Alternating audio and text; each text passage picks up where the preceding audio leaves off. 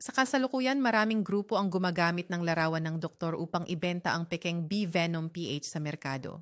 Ito ay isang video na nagbababala sa lahat kung paano makilala ang orihinal na produkto at kung saan makabili ng may katiyakan. Sama-sama nating tuklasin ang mga sagot kasama ang doktor sa St. Luke's Medical Center.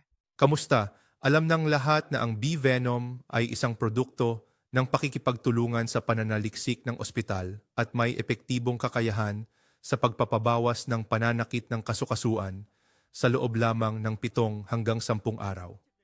Gayunpaman, marami na ngayong pekeng produkto na ginagamit ang pangalan nito. Narito kung paano ninyo matutukoy ang orihinal na produkto. Una sa lahat, ang produktong ito ay sinaliksik at binuo mula sa ospital, kaya makikita ang pangalan nito sa kahon.